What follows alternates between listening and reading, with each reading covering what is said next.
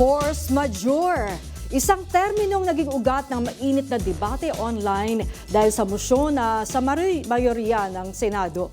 Napayagan ng teleconference o yung virtual participation sa sesyon. Pag-usapan nga natin ito at iba pang issue kasama ang Dean ng Lyceum of the Philippines University School of Law na si Dean Maria Soledad Derriquito Mawis. Magandang gabi po, Dean Mawis. Welcome back sa Arangkada Balita. Magandang gabi po sa inyo. Magandang gabi po at maraming salamat po sa pag-imbita po nyo. Good evening sa lahat. Dean, ano ba itong force majeure na parang may ibang definisyon pagdating kay Senador Robin Padilla? Kailan po ba siya pwedeng invoke? Actually yung konsepto po ng force majeure yan po ay tumutukoy sa mga hindi inaasahang pangyayari. Hindi maiiwasan na kaganapan. O sa English, kadalasan tinatawag natin yan acts of God. Ito po yung mga sitwasyon na walang kontrol ang tao. Katulad nung nagkaroon na ng pandemya, wala naman nakakaalam. Hindi natin alam, bigla na lang pong dumating. Ngayon, sa ating batas, dito po sa Article 1174 ng Civil Code po natin, yan po yung sinasaad na hindi maaaring managot ang sinuman sa hindi pagtupad ng kanilang kasunduan o obligasyon dahil nga sa tinatawag nating fortuitous event o force majeure. Ngayon, pero yung paggamit ng prinsipyo na yan ay hindi basta-basta lamang ginagamit. Kasi importante niyan, walang kontrol ang tao. Ang sanhi ay dapat nakasalalay sa kalikasan o hindi kontrolada ng sinuman. Tapos hindi siya maiiwasan at hindi siya inaasahan. Kumbaga parang imposible maggawin ang isang bagay dahil nga hindi naman natin ito inasahan.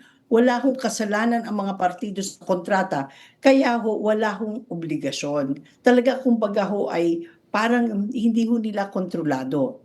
Tulad kunwari may ginagawang bahay hindi natapos dahil biglang lumindol, tapos malaking trahedya. Hindi matapos-tapos, hindi naman yung kasalanan kunwari ng kontratista. Yun po yung mga example po ng force majeure.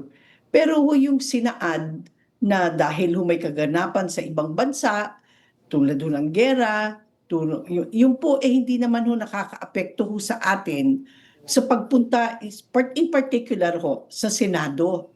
Makakapunta kayo sa Senado, miski na sabihin po nyo, yaan po ay may gera sa ibang bansa, o kung totoong may tensyon sa between the two countries, China at saka sa atin, hindi pa naman tayo yung kumbaga standstill na hindi tayo makakarating o magagawa yung gagawin natin. Magagawa po natin yung dapat natin gawin. Dean, yes. Okay. So with all due respect kay Senator Padilla, mukha yung konsepto ata na kanyang nabanggit ay hindi maaaring ma-invoke dahil hindi naman magiging standstill ang ating obligasyon. Magagawa po natin ang dapat nating gawin kahit na sabihin po natin meron pong gerang nangyayari o kung may tensyon nangyayari sa pagitan ng dalawang bansa.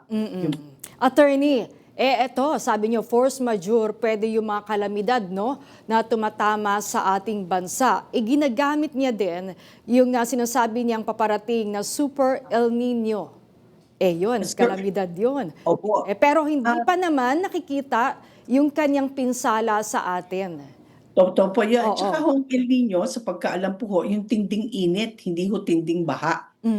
Kahit at mas maswerte nga po sila kung makaka-attend sila doon, tiyak may aircon doon kaysa nasa sa labas kayo na sobrang tindi ng init. They can attend. I mean, they have nice cars, they can ride their cars, naka-aircon na. Pagdating sa Senado, masarap din ang pakiramdam doon dahil aircon naman mas kaaya-aya magkaroon ng paglilitis sa ganung sitwasyon kasi mas kaaya-aya yung panahon, hindi mainit. Pero may visual requirements ba sa ilalim ng ating batas para masabing valid na gamitin yung force majeure? Pag sinabi po ba yung ang valid ba gamitin ang force majeure, Yan po ay valid, that is a ground nga po. Para nga ho hindi ho maging kumbaga may mga kondisyon sa ilalim ng ating batas na na hindi maaaring managot ang sino man dahil nga may sa pagtupad ng kanilang obligasyon dahil nga po dito sa force majeure. Yun ho ay meron naman ho. Pero ma'am, dun po sa binigay po niyang mga example, with all due respect again to the senator, I don't think there are valid grounds, no, that can be invoked to justify video conferencing. Alright. Maraming salamat din, Mawis. Marami pa kaming itatanong sa mga nangyayari ngayon sa Senado, pero sa ibang araw na lang po. Muli, maraming salamat sa pagpapaunlak niyo sa Maraming salamat amin sa Arangkada Balita. Happy Bye-bye. weekend. Happy weekend.